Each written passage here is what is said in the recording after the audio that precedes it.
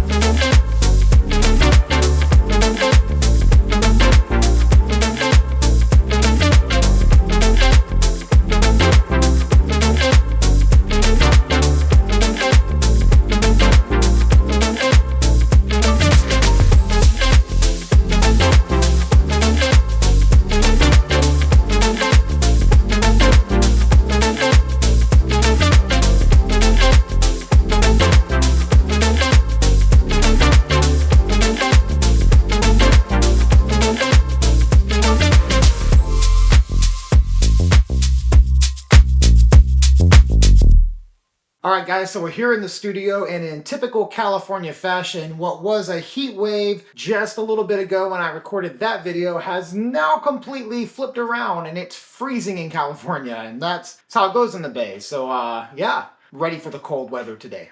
What we're going to do now is we're going to take a look at the Very Good Presets FP4 and modifiers on some random photos from my Lightroom library. I'm going to show you exactly what a one-click preset looks like when you add it on and how the modifiers make changes to that. And the cool thing about this pack is that I didn't include a ton of modifiers because while FP4 has a lot of latitude, it just looks really good to shoot it as is. And of course, you can shoot it and rate it higher to get more grain out of it or to get more of a faded, higher contrast look. I included some modifiers to do that, but for the most part, I wanted this preset to be like the other ones on Very Good Presets. You click it and it's there, and then you can make whatever subtle changes you want. But at the end of the day, I want it to look like FP4. And when you were watching the video in Santa Cruz, I hope you could see that as my son was composing his photos and I was trying to copy his compositions, I hope you can see the similarities between FP4 straight out of that Canon Sure Shot and the Very Good Presets FP4 that I'm going to show you today.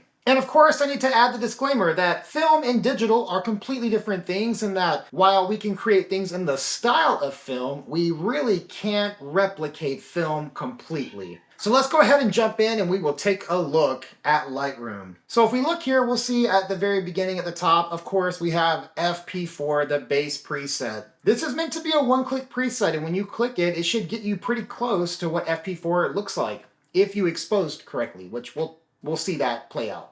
Then there is an alternate grain, because as I have shot FP4, depending upon the lighting, sometimes the grain can look a little heavier and a little like bigger, and other times it can look very fine. But let's remember that at box speed, this is a 125 ISO film, and so it's not super grainy, and therefore I didn't make this super grainy. You can always add more grain, but I've tried to be pretty true to what I have seen in the grain structure, depending upon the lighting, and I've included what I've seen the most on the base preset, but then there's this alternate on there if you wanted to change it up a little bit. Then we have high contrast, so you can push your contrast a little more. If you have a low contrast scene, this modifier brings it along the way and makes it a little more poppy and punchy. We've got a pull and we've got a push, but these are not just exposure slider pull and push. There's things that happen when you pull and push this film in the shadows and in the blacks, and you'll see that reflected in the tone curve if you were to take a look at the inner workings and behind the scenes of this preset.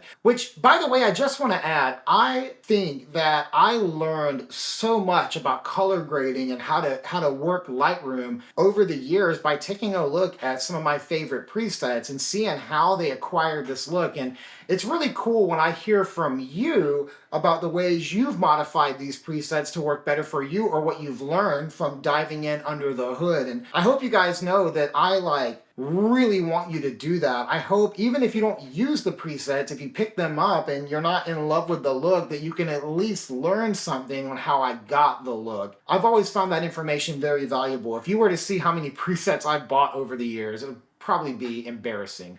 But a lot of it in the early days especially was educational, even though many of those presets I've never really used.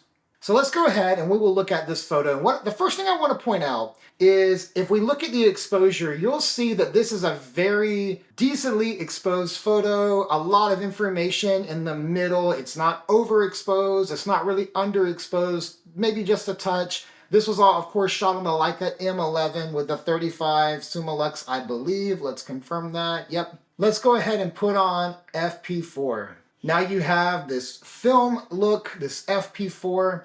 On this photo, to me, it's too bright. Like I have found that I typically underexpose FP4 whenever I want to get a good look out of it. And that's what I did when I was shooting in Italy this summer. I shot around Venice on FP4, and I definitely shot a little underexposed because I like the look of pulled FP4. So I'm going to go ahead and pull this down. And already that feels more like me. I like the look of it being pulled. I'm also gonna go ahead and add a little high contrast to it. And this is feeling really nice. Let's take a look at the grain real quick though. If you were to pop into this photo, you're gonna see that the grain is pretty minimal. Let me find an area here that maybe we can see it. The grain is pretty minimal, and this is the alternate grain. You can see that by clicking the alternate grain or just hovering over it, we're adding a little more grain, but we're making it a touch finer. It's not as big of a grain or as harsh of a grain. It's just a little finer, which I shoot a lot of 120, and that's one of the pros of shooting medium format is that the grain structure is typically a lot sandier, a lot finer. I wanted to kind of bring some of that type of grain into this preset. So when you want a cleaner image, or you can always take the grain off as well, but if you wanted a cleaner image, you could just use the alternate grain. I'm gonna put it back just over to the base preset, but it's still pulled. Let's go look at another one. How about this old car covered in leaves that I saw on a side street in Portland? If we look at the exposure, we see that it's very properly exposed, maybe a touch on the lower end of the exposure.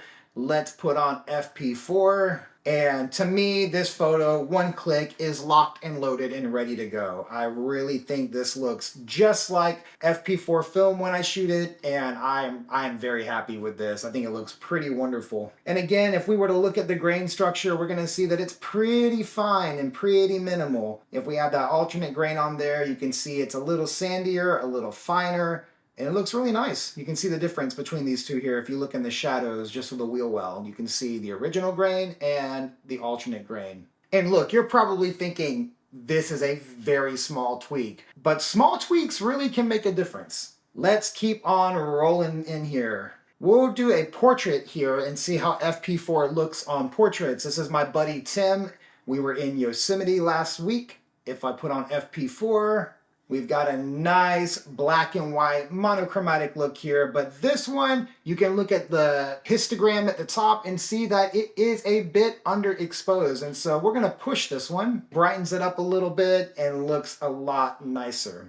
And I think this photo is basically locked and loaded and ready to go. Let's find something else. And when I tell you that I'm doing this just completely random, I am. I'm literally just scrolling through my Lightroom library right now looking for something to show you. Some diversity. I shoot a lot of landscapes, and I don't want to just be, you know, slamming landscapes over and over, so I'm trying to find random things that are pretty diverse. Here's a landscape.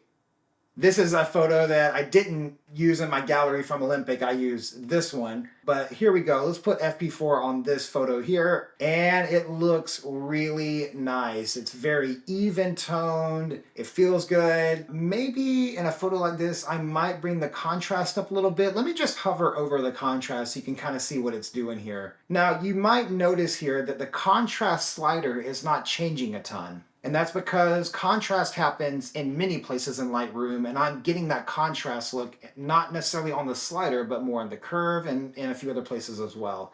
I kind of like the high contrast look, and I think I'm gonna push it as well. That might be a little too cooked to look like FP4 for this particular photo because I don't shoot FP4 this bright. And if we look at the histogram, we've got a lot of information on the white side of the photo. So that wouldn't be something I would necessarily do, but I do want to demonstrate the range of this preset so you can see it for yourself. And maybe if you have shot FP4 or a similar film, maybe you do like pushed black and white. I just don't. You may recall several videos ago, I went to a 49ers game and I shot that game on my Leica M11. What you may not have known is that I also shot on my little Canon Sure Shot another roll of FP4.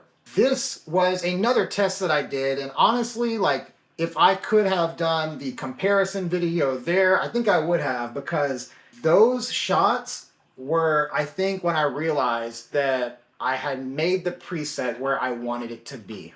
I want to demonstrate that for you by showing you a particular photo that is on FP4 on film, and also a similar shot that I got just on the Leica M11. So let's look here at my Lightroom Classic library, and we'll see here we've got my film galleries. I use Classic for film. I use regular Lightroom, which used to be Cloud Lightroom, for all my digital. But take a look at this and you'll notice how this guy with his little bear hat looks. And I put this photo in the 49ers video that I did. Okay, let's switch over to Lightroom and look at these. Switch between the two again. That's the film. Let's go back. And that's the digital. Perhaps a side-by-side will be helpful. So here we go. Take a look at this side-by-side. Hey, and as you're watching this video, if you like this video and you like the vibe of this channel, be sure to subscribe. Your subscribes, your likes, and all those things help this channel grow, which enable me to continue putting out presets and making videos. So thank you guys for subscribing. Be sure to do so if you're watching and you enjoy this video. Now, you may remember, if you've been on this channel for some time, I was in Italy and Greece this summer. Let's take a look at some of the photos from there and throw FP4 on them. Okay, this is gonna drive me crazy, so let me straighten this photo up real quick. This is just some restaurant on the streets in Rome. Let's take a look at how FP4 looks. I think it just looks so old world when you put it in an old world environment. That's one of the reasons I shot FP4 around Italy this summer. I would probably pull this one a little bit because I like that underexposed look and I'd feel good about this. I like the way it looks. Let's take a look at one or two more. Here we go. Here's a shot of some of these bikes that were on the street in Rome. Let's throw FP4 on there. And again, it just feels good. Like, I like this black and white look a ton. I might make this one high contrast. We'll make some alternate grain on there so you can kind of see it's a much sandier grain, which just, if you look here at the bike, you see how sandy the grain is compared to even like, you know, without it. Yeah, that just feels really good. And it feels like FP4, which is a win. Now, of course, you've seen it on some Leica photos. Let's go back into my library and let's go back to maybe some of my Sony shots. This is a very high contrast portrait of this wonderful couple I did. Let's throw FP4 on there.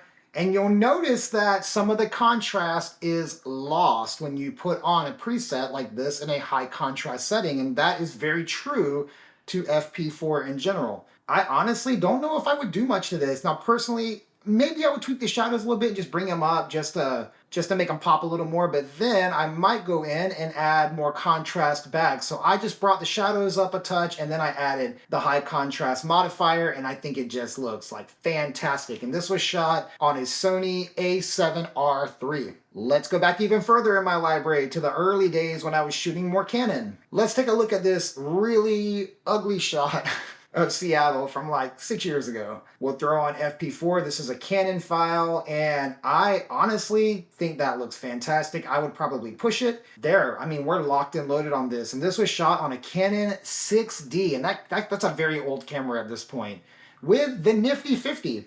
Nothing great about it.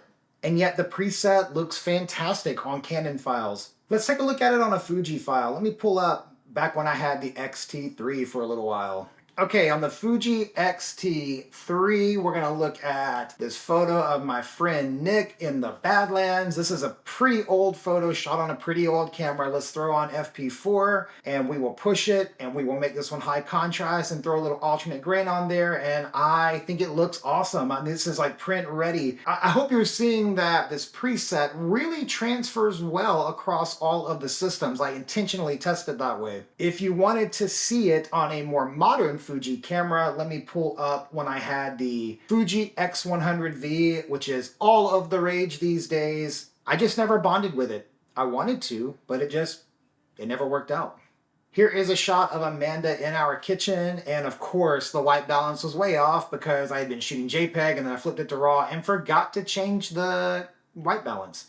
Let's put on FP4, one click, and this looks awesome. So all of this to say, the new preset from Very Good Presets, Ilford FP4, just feels really good to me. You have been seeing it on this channel, maybe without even realizing it, over my last several videos, as well as on my Instagram. If you follow me, links are all below. And today you can get this preset. It's launching today if you're watching the video on release day. If not, it's still available. I'm not pulling it off my shop. And if you use the code 125, you will get 50% off. So be sure to use that code. The links are below and you can come check out the preset for yourself. If you do end up buying this preset, I would love to see it. Be sure to tag Very Good Presets in your photos. We just launched an Instagram not too long ago and haven't really given it much attention, but I'm gonna start. Hashtag Very Good Presets as well. It lets me see what you're working on and any photos that you post, and I will reshare them on my personal Instagram as I see them, and I will also share them on Very Good Presets. So be sure to use the hashtag and tag Very Good Presets so we can take a look at your work, because I get stoked to see these presets being used by you and all the changes you may make or the way you use them. Art is collective, and in isolation, art is just miserable. It's all about community for me, so I love to see what you're working on. As I mentioned before, if you haven't subscribed, be sure to do so, like all the algorithm things. Thank you guys for watching, and I'll see you next time.